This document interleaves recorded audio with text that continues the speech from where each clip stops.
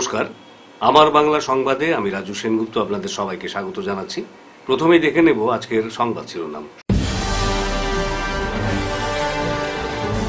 স্বামী স্ত্রীর অন্তরঙ্গ ভিডিও ভাইরাল, গলায় জুতো পরিয়ে গ্রাম ঘুরানোর ঘটনায় গ্রেফতার 5।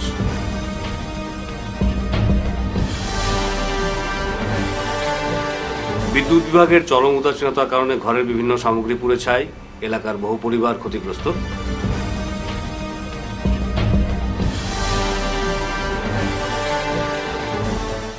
সামান্য বৃষ্টিতেই শহরের বিভিন্ন অলিগলি জলমগ্ন, স্কুল পড়ুয়া সহ সাধারণ মানুষ ঘর থেকে বের হতে পারছেন না।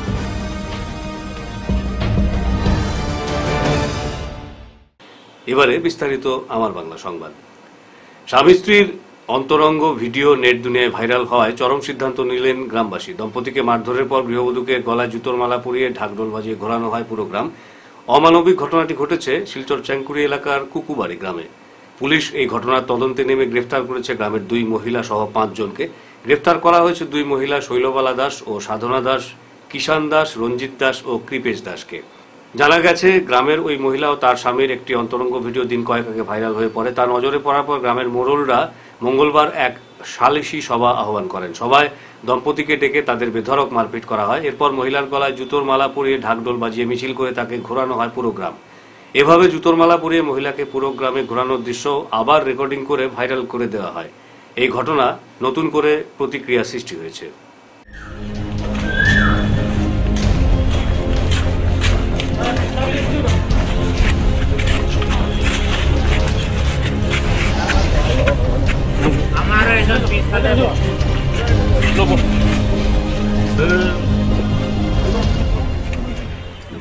কালাইন এপিডিসিএল এর চরম ব্যর্থতায় ধলছড়া এলাকার জনগণের ঘরের বিভিন্ন বৈদ্যুতিক সামগ্রী পুড়ে ছাই। ঘটনার বিবরণে প্রকাশ, বৃহস্পতিবার সকাল 11টা নাগাদ কাছাড়ের পূর্বতন বরখোলা বর্তমান কাঠিগড়ার ধলছড়া এলাকায় অসমমালা সড়কের উপর বৈদ্যুতিক তার থেকে বিদ্যুৎ শর্ট সার্কিট হয়ে বেশ কয়েকটি পরিবারের বৈদ্যুতিক সামগ্রী অগ্নিকাণ্ডে ক্ষতিগ্রস্ত হয়। দীর্ঘদিন ধরে হাতের নাগালে বৈদ্যুতিক তার ঝুলন্ত অবস্থায় থাকলেও হেলদোল নেই বিভাগীয় কর্তৃপক্ষের।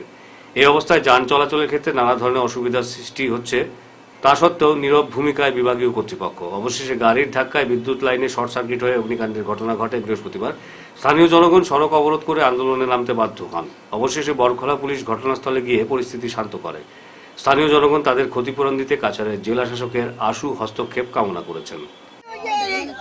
তারা যে ঘরে ঘরে যে আগুন লাগলো, বাচ্চা যে 4-5টা বুয়াত আসলো খেললো, যে তারা যদি এখন যদি মরতো, যদি তখন আপনি কে দায়িত্ব? ডিপার্টমেন্টে নিল না, কে পাবলিকে নিল না, কি পুলিশে নিল না, কোর্টে নিল কে নিল নিজের গেল আর কেউ দিল না। আজকে যদি কারেন্টের কোটি যদি ঠিক না হয়, কারেন্ট ঠিক না হয়, আমরা রাস্তা ক্লিয়ার করতাম না, একদম ছাড়তাম না। উপর লেভেলের মানুষ দেখি আমরা উপরে দিয়ে যাইবনি গাড়ি যাক। আজকে কারেন্টের কুটি ঠিক হইতো, তারপরে দিয়ে লাইন ক্লিয়ার দেওয়া যায়, লাইন ক্লিয়ার দেওয়া হইতো না।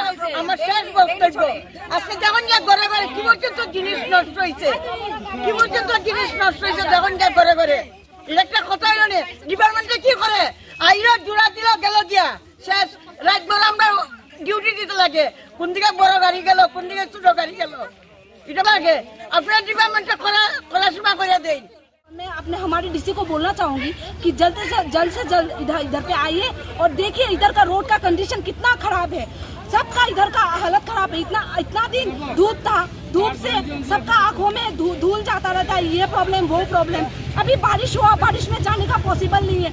हर रोज क्या क्या प्रॉब्लम हम लोग से है, धूप से, पानी से, इससे उससे। इधर में पानी नहीं है, कुछ भी नहीं मिलता, तो किसको बोले हम लोग। Thank you. এই তারটা যে ছিঁড়ছে, এমন তালে ছিঁড়ছে নিচে অটো, একটা অটোটার উপরে 1-2 ইঞ্চি লেগে পড়ছে না, অটোটা ফস করে গেছে কিনা যে বাঁচি গেছে। সেদিন এখানে ঘরের সেদিন একটা গরু এখানে লাগিয়ে গেছে ইলেকট্রিকের মধ্যে। পরে ফোন করিয়া তারা ফোন করলে ফোনও রিসিভ করে না। ফোন করার পরে এই গরুটা পরে ছুটাইয়া পরে আমি উদ্ধার করাইয়া দিচ্ছি, যে কোনো লাইনে সকাল লইয়া পড়ছি। আজকে এই ঘটনা হওয়ার পরে উপরে 4-5টা বাড়ির মধ্যে আগুন লাগিয়ে গেছে। এগুলা কিতা, হোয়াট ইজ দিস? এটা কিতা প্রবলেম? এটা এই ধরনের প্রবলেম তো কোনো জায়গাত নাই। এই প্রবলেমটা আমরা এই এলাকাত কিতা লাগে প্রবলেমটা। এরপর রাস্তাঘাট দেখুন, আসামবালায় এটা উন্নতি করেন না ইয়ে করেন। বর্ষা শুরু হওয়ার আগেই 2-3 দিনের বৃষ্টিতেই শিলচর শহরের বিভিন্ন এলাকায় বন্যার রূপ ধারণ করেছে। শিলচর শহরের কনকপুর 2য় খণ্ডের মুক্তারাম রোডে বিগত 3-4 দিন থেকে রাস্তার উপর হাঁটু জল সহ বেশ কয়েকটি ঘরের ভেতরে প্রবেশ করেছে নোংরা জল। রাস্তায় জল থাকায় ওই এলাকার স্কুল পড়ুয়ারা স্কুলে যেতে পারছে না এবং প্রতিজন নাগরিক তাদের নিত্য প্রয়োজনীয় কাজে ঘর থেকে বেরোতে পারছেন না জমা জলের দুর্ভোগে। তাই আজ এলাকার মহিলারা একত্রিত হয়ে সংবাদ মাধ্যমকে জানান যে এই জমা জলের নিচে ভাঙা কালভার্টের গর্তে পড়ে আহত হয়েছেন একজন এবং প্রত্যেকেই তাদের প্রয়োজনীয় কাজকর্ম সারার জন্য ঘর থেকে বেরোতে পারছেন না। তারা আরো বলেন, ভোট এলেই লম্বা লম্বা ভাষণ দেওয়ার জন্য নেতা মন্ত্রীদের অভাব হয় না, কিন্তু আজ তাদের এই দুর্ভোগের সময় কারো দেখা পাওয়া যাচ্ছে না। তাই তারা বিভাগীয় কর্তৃপক্ষ সহ স্থানীয় মন্ত্রী বিধায়কের কাছে মুক্তারাম রোডের ড্রেনেজের ব্যবস্থা করে শীঘ্রই এই জমাজল নিষ্কাশন করার জন্য অনুরোধ জানান। অন্যথায় আগামী কর্পোরেশন নির্বাচনে এই এলাকার প্রতিটি মানুষ ভোটের মাধ্যমে জবাব দেবেন বলে সাফ জানিয়ে দেন। জলের অবস্থা, আমরা বাচ্চারা স্কুলে যেতে পারে না, টিউশন যেতে পারে না। এখন দেখো আমরা একটু দিয়ার যে সামনে তো মিউনিসিপালিটি ইলেকশন লেগে তো সব আইবা ভোটের লাগিয়া, এখন আমরা যে ভোট দিতাম কিতার উপরে দিতাম, আমরা রাস্তার ড্রেনেজ সিস্টেমটা একটু কমসে কম করো, সাময়িক একটা জলটা যাওয়ার রাস্তা করো, করে গন্ধ মশা মাছি বুঝতে পারি না।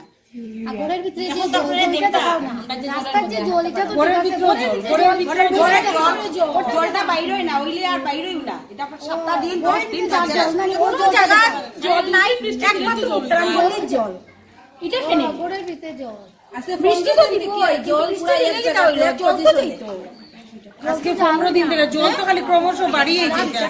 আজকে শিবচর টাউনে জল নাই, কিন্তু আমরা মুক্তারাম গলির জল, মানুষ বিশ্বাস করে না, কিসে আবার মুক্তারাম গলির জল নাই, খালি আমরা গলির জল, কেউ বিশ্বাস করে না আমরা গলির জল। আমরা ভিজিট করিয়া দেখুন যে আমরা সত্যি কই না, বাচ্চারা কিছু করতে পারে না, স্যাররা বিশ্বাসই করে না, কি হও তোমরা আর জল কেন আমাদের মুক্তারাম গলির জল খেনে না, না আর জল তো আছে ঠিক আছে, কিন্তু যাইবার জায়গা নাই তো, রাস্তাটা খড়িয়া দোকান বৃষ্টি পড়ে জল তো মাই পর জলটা যাইতো তো, একটা মানুষ বাইক নিয়া পড়ে, স্কুটি নিয়া পড়ে, তারপরে দিকে টুকটুক থেকে পড়ে, সবকিছু বন্ধ, কি গলি বন্ধ থাকা যায়, মানুষ থেকে গাড়ি বেশি, সব গাড়ি কালভার্ট ভাঙে, এখন জলের নিচে কালভার্ট দেখা যায়। সকালে আমি আমার বাচ্চারে লইয়া পড়ি, আমার পাও মুসকিছে, বয়স্ক মানুষ পড়িয়া পাও ভাঙছে, এটা কি অবস্থায় করলি? একটু বৃষ্টি দিলে তাড়াতাড়ি ব্যবস্থা হইতো, আমরা মানুষের মতো, আমরা বাইরে নিয়ে আছে, কাজ আছে, আমরা ঘরে থাকতে সোনাই সমষ্টির কৃষ্ণপুর জিপির 7 জন গ্রুপ সদস্য সভাপতি নির্বাচনে একমত হয়েছেন। বুধবার রাতে বিশিষ্ট ব্যক্তিবর্গের উপস্থিতিতে কৃষ্ণপুর জিপির 7 জন গ্রুপ সদস্য এক সাংবাদিক সম্মেলনে এই কথা জানান। উপস্থিত গ্রুপ সদস্যদের তরফে 10 নম্বর গ্রুপের সদস্য রতন দাস জানান, সভাপতি নির্বাচনে 7 জন গ্রুপ সদস্য একমত হয়েছেন, তাদের মধ্য থেকেই একজনকে সভাপতি হিসেবে বেছে নেবেন তারা। যেহেতু সভাপতি নির্বাচনের সময়সীমা প্রায় 1 মাস বাকি রয়েছে, তাই পরবর্তীতে সভাপতির নাম আনুষ্ঠানিকভাবে ঘোষণা করবেন। একজনকে সভাপতি নির্বাচিত করলেও তারা 7 জনের মতামত নিয়েই কাজকর্ম চালাবেন বলে জানিয়ে দেন। জিপির বিভিন্ন সমস্যা সমাধান সহ গ্রামোন্নয়নের প্রকল্প যাতে সঠিক বাস্তবায়ন হয় এবং যোগ্য হিতাধিকারীরা যাতে প্রকৃত সুযোগ সুবিধা পান, সেদিকেও লক্ষ্য থাকবে তাদের বলে জানান। এদিন সাংবাদিক সম্মেলনে উপস্থিত ছিলেন স্থানীয় বিশিষ্ট ব্যক্তিত্ব ফয়সাল আহমেদ মজুমদার।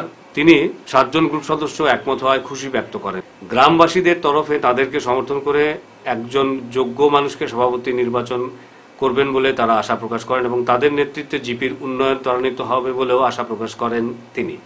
সাংবাদিক সম্মেলনে উপস্থিত ছিলেন 1 নম্বর গ্রুপের সদস্য আব্দুল কাদির বরভূঁইয়া, 5 নম্বর গ্রুপের সদস্য স্মৃতি বর্ধনের প্রতিনিধি সমীর বর্ধন, 7 নম্বর গ্রুপের সদস্য মরিয়ম বেগম বরভূঁইয়ার প্রতিনিধি সাইদুল আহমেদ বরভূঁইয়া, 8 নম্বর গ্রুপের সদস্য সাবানা ইয়াসমিন লস্করের প্রতিনিধি বুবুল হোসেন লস্কর, 9 নম্বর গ্রুপের সদস্য সাহানি বেগম বরভূঁইয়ার প্রতিনিধি বিকি বরভূঁইয়া ও 2 সাজু আহমেদ লস্করের প্রতিনিধি। এছাড়া সবাই উপস্থিত ছিলেন কবির হোসেন মজুমদার, লালন উদ্দিন বরভূঁইয়া, রণধীর দাস, মহসিন আহমেদ বরভূঁইয়া, অরবিন্দ শুক্লবৈদ্য, রাজু পাল, শুভেন্দু শুক্লবৈদ্য, জিল্লু বরভূঁইয়া, শিপন বরভূঁইয়া প্রমুখ। মাননীয় মুখ্যমন্ত্রীর কথা মাথায় রাখি আমরা একটা সিদ্ধান্ত নিয়েছি, যেহেতু নির্দল বডির থেকে আমরা মুখ্যমন্ত্রী হয়েছেন, আসামের মাননীয় মুখ্যমন্ত্রী তার নির্দেশ অনুযায়ী আর কি, যে এবার নির্দল হইতো পুরা বডিটা, তাই আমরা নির্দলের মধ্যেই সব আইছি, কিন্তু এতে গিয়ে আমরা বিভিন্ন যারা কেউ কংগ্রেস করে, কেউ ইউডিএফ করে, কেউ বিজেপি করে, কিন্তু এবার নির্দল দিয়ে খেলিয়ে আমরা সব এক হয়েছি। এক হইয়া আমরা একটা বডি বানাইছি যাতে জিপিটার এই সুন্দরভাবে আমরা কাজ করতে পারি। এই সিদ্ধান্ত নেওয়ার সব থেকে বিশেষ করে একটা সবাই শুনলে খুশি হইবা, পুরা আমার জিপির মানুষও খুশি হইবা, কারণ এবার পুরা ইয়ং জেনারেশন আমরা পুরা টিম, আমরার মধ্যে কেউ বেশি বয়স্ক নাই, আমরা সব ইয়ং জেনারেশন। একবার আমরা এই ইয়ং রে চান্স দিবা আশা করি সবাই, আর সবও এই মতে মাঝে একমত আসেন, আমরা সবার লগে আলোচনা করিয়াও এই সভা করছি পরে জিপির বিভিন্ন জায়গার থেকে আমরা এক্সেক্টফুল লইছি যে আমরা এই বডি বনিলে আপনারা খুশি নি, সবার সহমতে আমরা এটা বডি বানাইলাম। যে তিনজন অনুপস্থিত তারা মানে আপনার সাথে নাই, তারাও আশা করি আইব, যোগাযোগ চলে। বিভিন্ন ধরনের প্রেশারাইজের কারণে তারা হয়তো সামনে আন না, কিন্তু আশাবাদী তারাও আইব। কারণ জিপি উন্নতি করতে হইলে আমার 10 মেম্বারও দরকার, তারাও আইব আশা করি। এটা আপনারা মানে নামটা কবে নাকি ঘোষণা করবেন? মোটামুটি করিলাম আমরা, এখন আমরা তো করিলাম এর মধ্যেও, কিন্তু যেহেতু আমরা ডেটটা পিছাই গেছে, এখনও বাক্কা একটা লম্বা টাইম আছে। আর আপনারা তো জানেন বিভিন্ন দিক থেকে বিভিন্ন প্রেশার কেক চলে, এর লেগে আমরার মধ্যেও থাকি গেল নামটা আমরা কইমো ফটাফটি কইল। যে আপনারা মানে বডি করার পরে জিপি মানে এখন তো 2টা জিপি হয়েছে, মানে আপনারা প্রাথমিক কোন কাজগুলোতে প্রাথমিক প্রাধান্য দিবেন? দেখুন, বিশেষ করে অরুণোদয় ভারত গভর্নমেন্ট বা আসাম গভর্নমেন্টের এটা বহুত ভালো স্কিম প্রজেক্ট। এটাতে গরিব মানুষের বিভিন্ন ধরনের ফেসিলিটি পায়। সামান্য মাসে যে 1000-1500 করিয়া তারা পায়নি, এটা কিন্তু গরিব মানুষের একটা বহুত ভালো কাজও লাগে। আর এটা নিয়ে বিভিন্ন ধরনের দুর্নীতি চলে। আমরা এটা বিনা পয়সা, বিনা টাকা, 1 টাকাও কারোর কাছ থেকে না লই আমরা ঘরে ঘরে যোগ্য মানুষ দেখিয়া অরুণোদয় দেওয়া, এটা আমরা প্রথম কাজ। বা প্রধানমন্ত্রী কাছাড় জেলায় অরুণোদয় প্রকল্পে প্রকৃত হিতাধিকারীরা বঞ্চিত হয় সরব শিলচর জেলা কংগ্রেস কমিটি। তাদের অভিযোগ, অরুণোদয় প্রকল্পে প্রকৃত হিতাধিকারীদের বঞ্চিত করা হয়েছে। বৃহস্পতিবার শিলচর জেলা কংগ্রেস ভবনে অনুষ্ঠিত এক সাংবাদিক সম্মেলনে জেলা সভাপতি অভিজিৎ পাল এই অভিযোগ করেন। তিনি বলেন, কাছাড় জেলায় বেছে বেছে অরুণোদয় প্রকল্পের তালিকা তৈরি করা হয়েছে। এর প্রতিবাদ জানিয়ে শিলচর জেলা কংগ্রেসের এক প্রতিনিধি দল জেলা শাসক মৃদুল যাদবের সঙ্গে দেখা করে প্রকৃত হিতাধিকারীদের অরুণোদয় প্রকল্প বন্টনের দাবি জানিয়েছেন। তিনি বলেন, অরুণোদয় প্রকল্প বন্টনে জেলা ভিত্তিক একটি কমিটি গঠন করা হয়েছে। এতে চেয়ারম্যান হিসেবে অভিভাবক মন্ত্রী জয়ন্ত মল্ল বড়ুয়াকে মনোনীত করে একটি কমিটি গঠন করা হয়।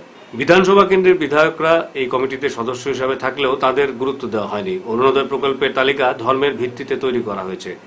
এদিন সাংবাদিক সম্মেলনে প্রদেশ কংগ্রেস সহসভাপতি শরীফুজ্জামান লস্কর, সুজন দত্ত, সূর্যকান্ত সরকার, আব্দুল রেজ্জাক, নিশিকান্ত সরকারকে পাশে বসিয়ে অভিজিৎ পাল বলেন, গতকাল থেকে গ্যামন সেতুর কাজ শুরু হয়েছে। গ্যামন সেতু মেরামতের জন্য 2 মাস বন্ধ থাকবে।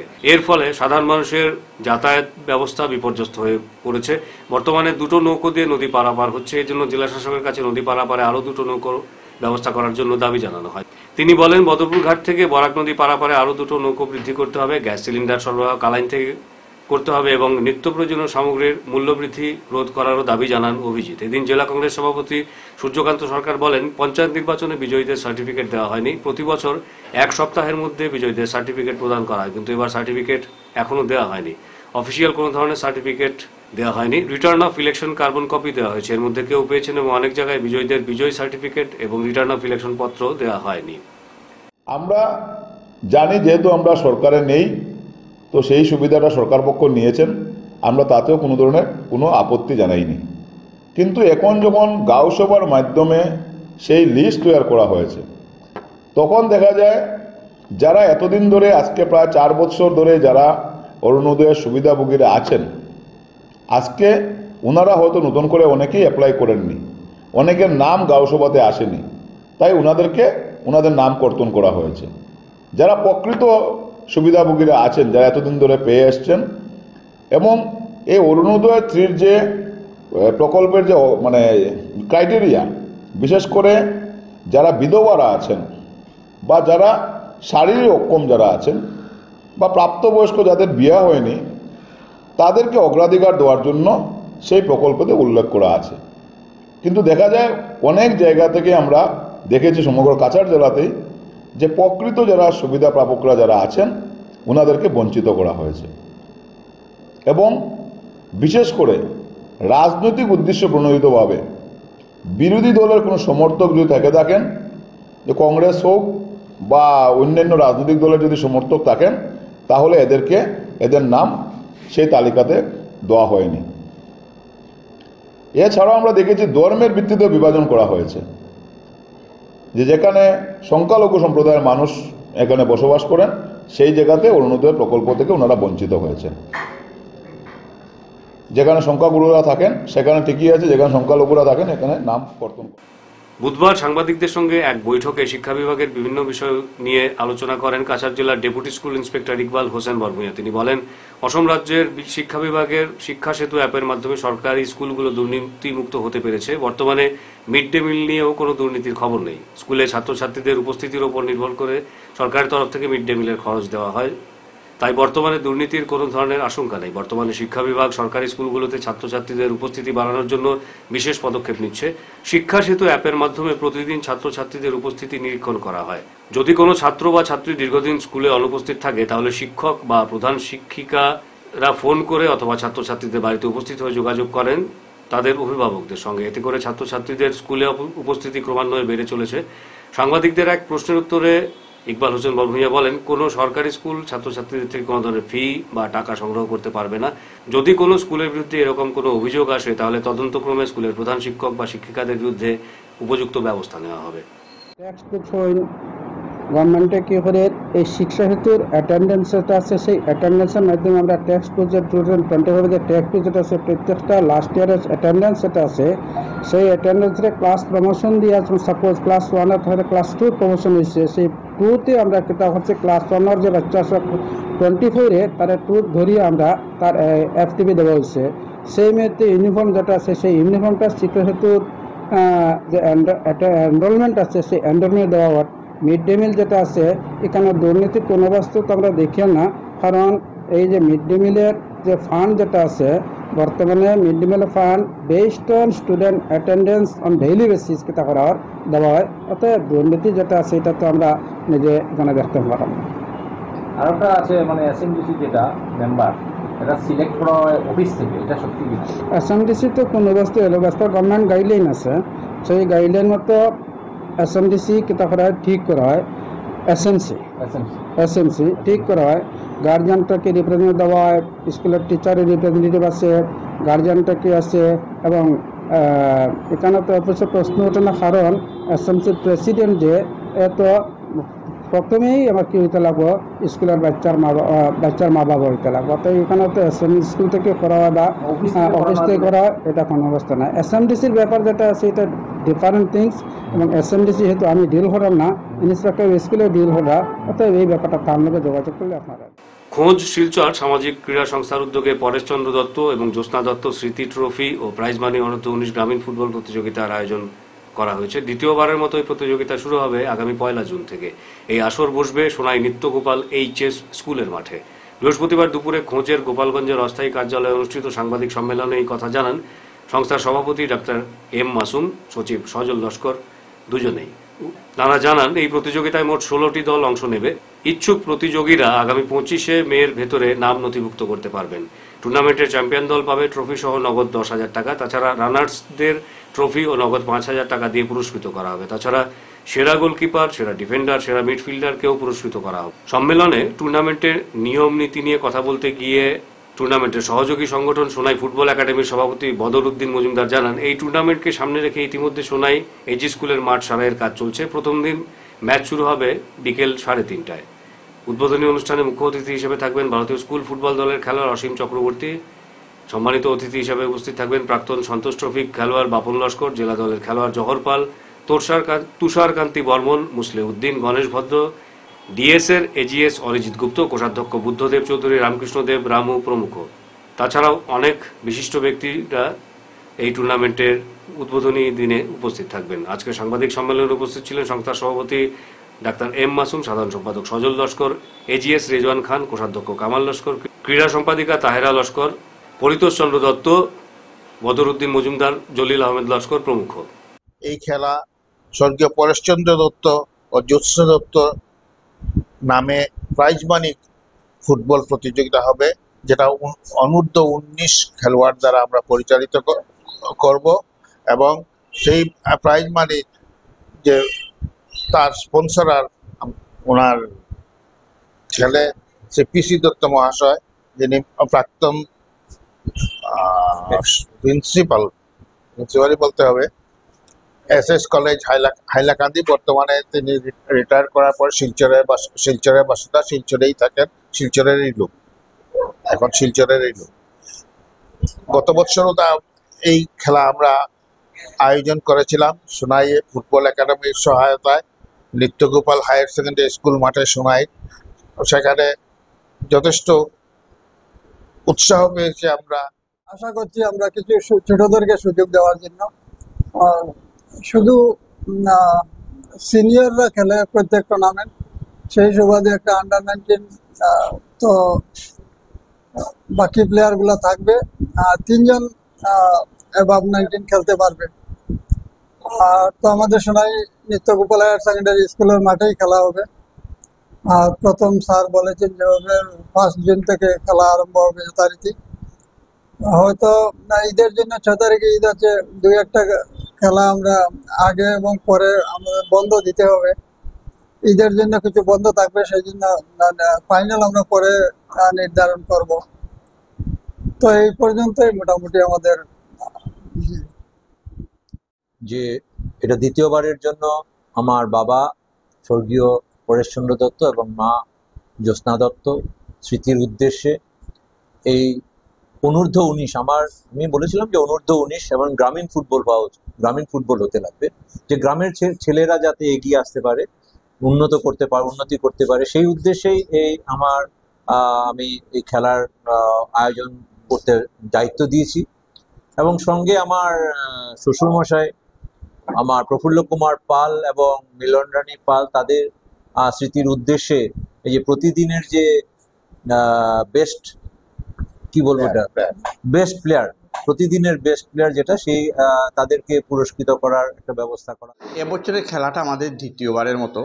আমাদের সহযোগিতার হাত বাড়িয়ে দিয়েছেন সোনাই ফুটবল একাডেমি, এবং প্রতিদিন খেলাতে শ্রেষ্ঠ খেলোয়াড় হিসাবে আমরা একটি পুরস্কার দিচ্ছি, এবং ফাইনালেও 10,000 টাকা চ্যাম্পিয়ন এবং রানার্স কাপ 5,000 টাকা। মুখ্য অতিথি হিসাবে প্রথম দিনের খেলাতে থাকবেন ভারতীয় স্কুল দলের ফুটবল খেলোয়াড় অসীম চক্রবর্তী, আসাম রাজ্যিক সন্তোষ ট্রফি খেলোয়াড় বাপন লস্কর, এবং জেলা দলের খেলোয়াড় শিশির কান্তি বর্মন দোলাই, এবং এছাড়া আরও অনেকই গণ্যমান্য ব্যক্তিরা থাকবেন, এবং প্রাক্তন ফুটবলার জহর পাল ওই দিনে খেলোয়াড়দের সঙ্গে পরিচিত হবেন। ধন্যবাদ।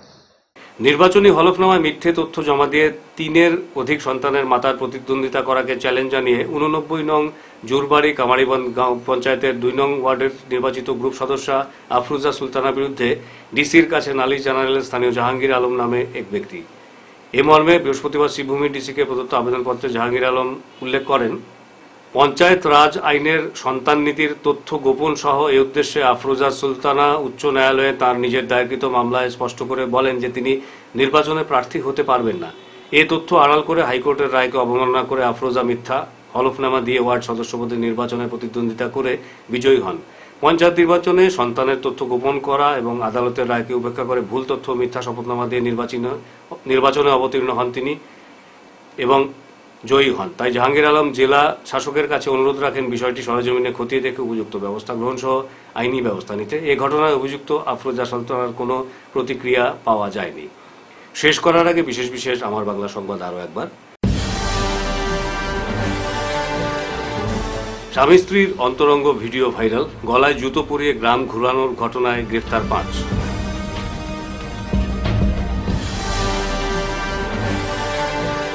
বিদ্যুৎ বিভাগের চরম উদাসীনতার কারণে ঘরের বিভিন্ন সামগ্রী পুড়ে ছাই, এলাকার বহু পরিবার ক্ষতিগ্রস্ত।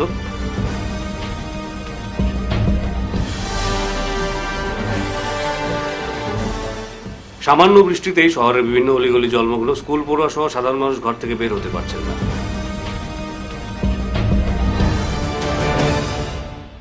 আজকের মতো আমার বাংলা সংবাদ এই পর্যন্তই। নমস্কার।